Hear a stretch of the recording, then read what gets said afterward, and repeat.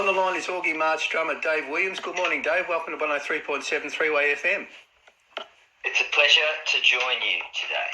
Oh, thanks very much. Look, it's been 21 years since the release of the band's classic debut album, Sunset Studies. Does it feel like 21 years since the album was released? It'll actually be 22 this year. 22?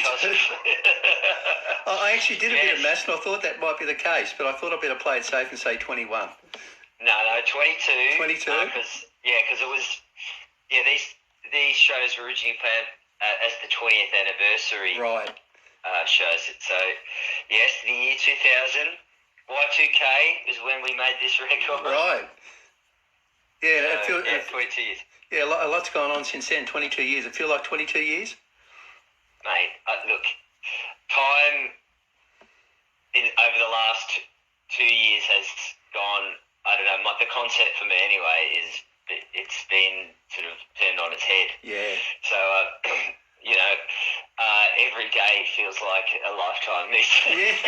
Yeah, look, the band are currently performing a series of gigs to celebrate the anniversary of the album's release, and I'll say the 22nd anniversary of the album's release. Look, there's been 2 gigs to date, one in Canberra and one in Sydney. How are the anniversary gigs gone so far? It's been a real, can I say, journey. Right. We've actually done 3 performances. Right. But it's been spread over a year because literally we played Melbourne in May of 2021. Okay. We actually booked a tour. We've done Melbourne, Sydney, Canberra.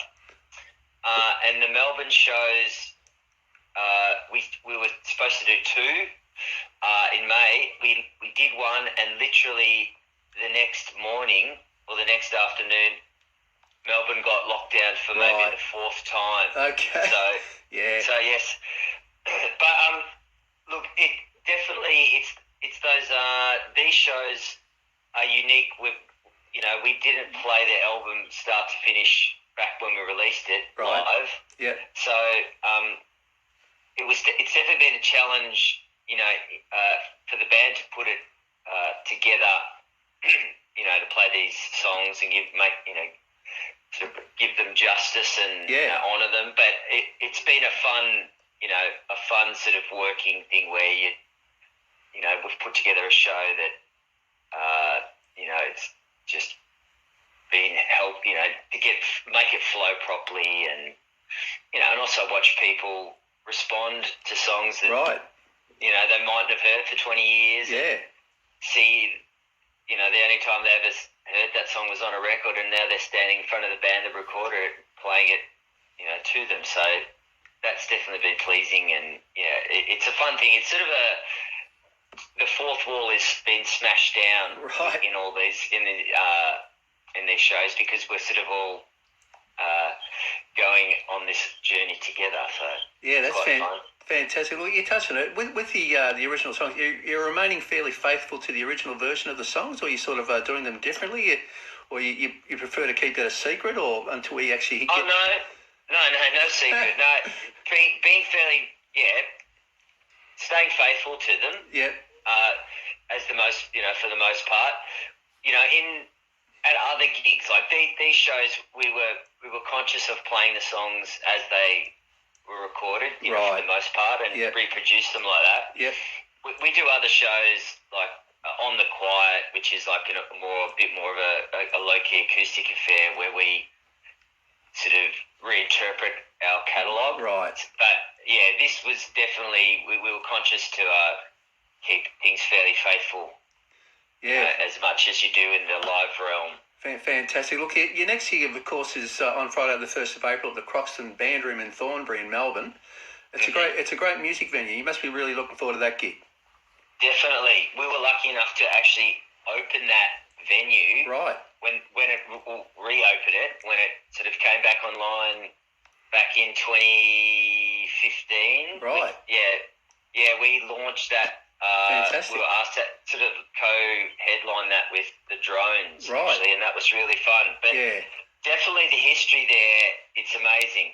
The history of that venue, during this, I think it was in the 70s, might have been it's earlier. been around a long time, yep. Yeah, and just getting to hear, stories from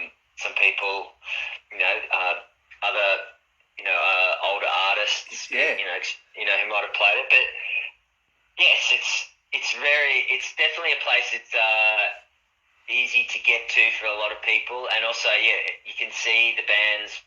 The experience of going there to see music is pretty good. So we're excited to do that, and put our name on the honour roll. Yeah, that's great. Look, I remember, because I'm giving away my age a little bit here. I went there in the late 70s. I remember going there regularly. They used to say "Rock at the Croc." It was the Croxton Park Hotel. And I remember quite clearly seeing Cole Chisel there. I think it was 3 nights in a row, actually, in the late 70s. It was fantastic. But, so it's a great venue. Yes, definitely. Look, in some ways I would have loved to have Bombay Rock, which is in Bombay Brunswick. Rock, Like it's sort of opposite where the Brunswick Ballroom, but that's definitely goes down in history in Oz Rocks. Yeah, I know that place well too. Look, treading the boards with Chisel, legends for me. So,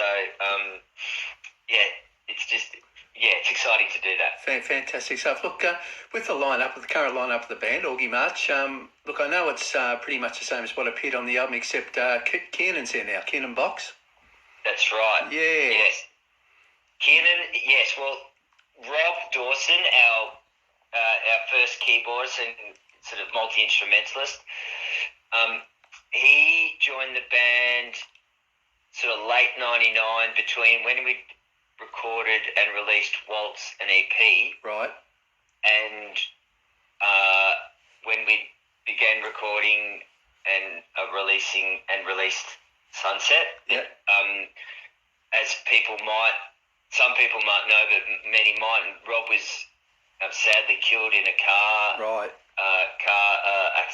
crash. Yeah. In the 2001. Right. So Kiernan joined our band. He's the new guy. We call him the new guy. He joined our band maybe 6 months later, after we took a bit of time to reflect on things. Right. So Kiernan actually toured the record. We did a small tour when we first released it. Right. Maybe did the launch, which Rob played, but Kiernan toured the next. I think it was There Is No Such Place. We released that as a single. Right. And had a photo of Rob actually on the CD art. Right. That quaint, antiquated medium, that format. But Kiernan's been in the band since 2001. Right. Yes. Great stuff. Well, yeah. So, look, if we can talk about the album itself for a moment, and look, this might really test your memory. I believe the album was recorded in 5 different studios with 3 different producers. Do you remember much about the making of the album? Yes, of course. No, clearly. It's funny that what you do remember. Yep. That album was spread. The recording of it was spread across maybe 6-7 months. Right.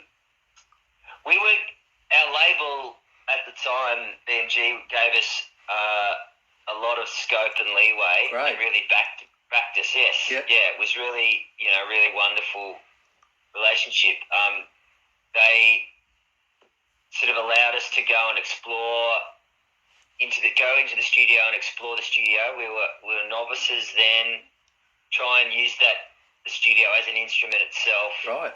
We booked some time with Paul McKercher, a Sydney-based producer,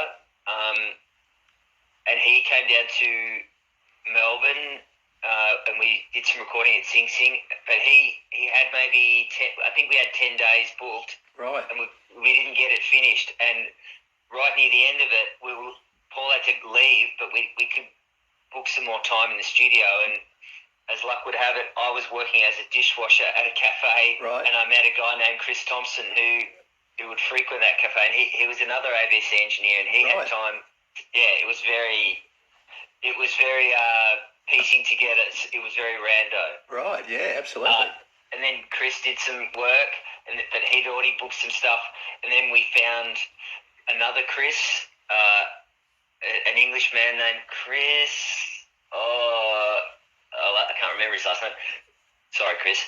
He came and did some recording with us, and we found out that he'd recorded Rum, Sotheby and the Lash by the Pogues. Oh, okay. It was wonderful. Yep. So, look, we sort of pieced it together, finding people we could who were available at the time, So the bulk of the album was recorded in a chunk, maybe early in 2000, and then Glenn wrote a few more songs.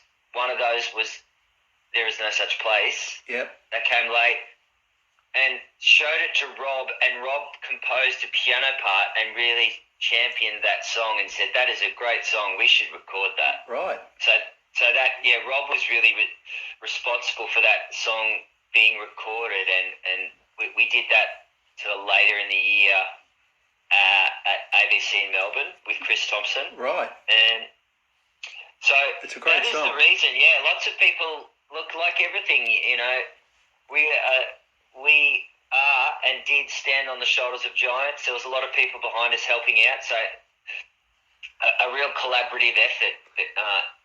That record. So all those people had input, as well as Richard Pleasance producing some songs after, we got him in to do a few songs after he did a great job on Waltz. So yeah, it's definitely a cast of thousands.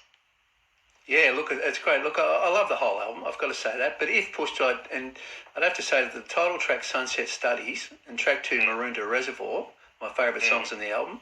Now, I've got to ask you, do you have any particular favourite songs on the album yourself, or do you just love them all? Yes, they're like children. Isn't it the same I love thing? them all. They're all like children.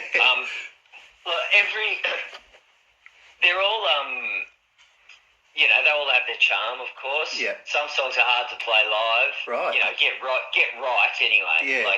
Get the challenging. Right, but challenging is probably the better word. But that's kind of half the fun too. Yeah, absolutely. Every night we construct the song from the start. It's like you go back to zero again every night. Right. But those moments on the record that have a bit more, a bit spooky or psychedelic, they're fun to play. They were fun to play at the time. That's the reason we did it. Right. And they're fun to play live. We get to sort of turn those psychedelic colours up, make it a bit more rich and varied. Yeah. Great. Look, if we can talk about the history of Augie March itself for a moment. The band was formed in 1996, of course, and you disbanded temporarily after 4 albums in 2009. Am I able to ask what the reasons were for the split? Well, we had a break. We didn't split up. You didn't split up, it was a break? No, it was Right. We went on hiatus. We actually needed a break. We'd recorded and toured for, what was it, by that stage, about 13 years. Right. So it's a long time.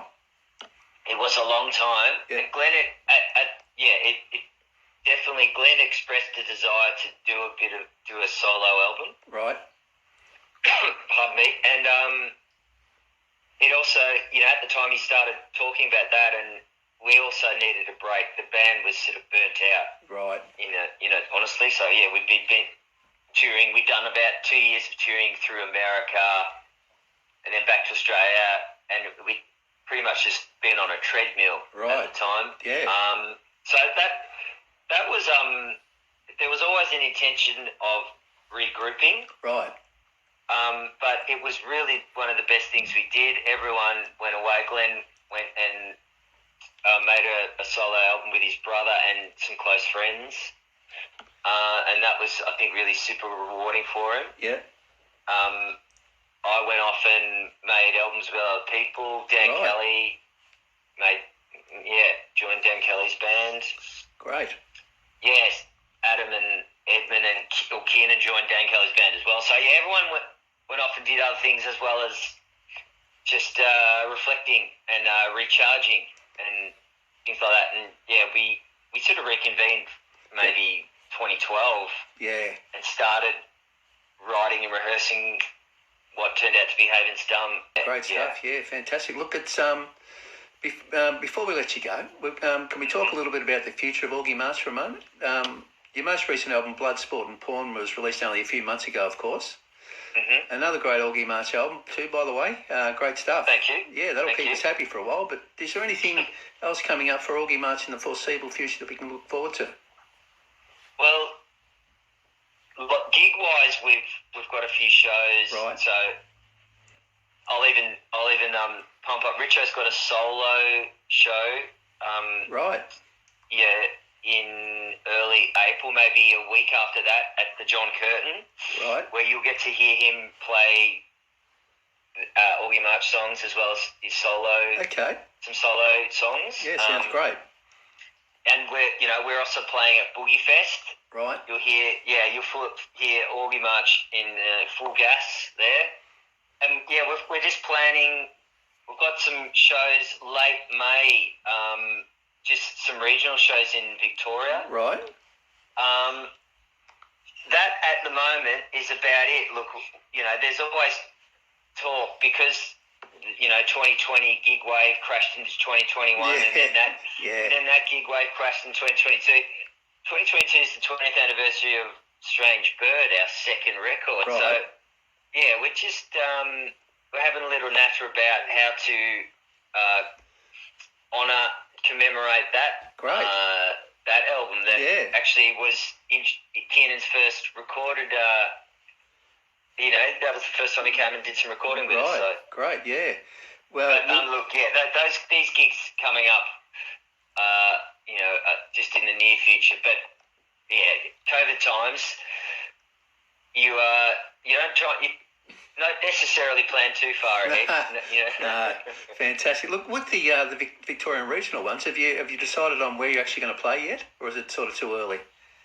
It's a bit early, actually. Yeah, yep. we're in the final stages of negotiating with the venues, but we will be. If it all happens, we'll be sort of releasing that information pretty much soon after. Maybe it'll be in a couple of weeks, I think. Great. That's nailing it down. Yeah, that's fantastic. Thanks a lot. Look, thanks so much for joining us today, Dave, on 103.7 3WAY-FM. Been an absolute pleasure. Well, look, it's a pleasure to join you, and thanks for the support. Appreciate it. Not a problem, mate. Look, and good luck with the upcoming Sunset Studies anniversary gig at the Croxton Band Room. Should be fantastic. Rock at the Croc, of course. Rock at the Croc, mate. Yes. Yeah. And the new album, Blood, Sport and Porn. Good luck with that, and we'll have to catch up with you again soon. You good. Thanks, buddy. Thanks a lot, Dave. See you, mate. Pleasure. Bye. Bye.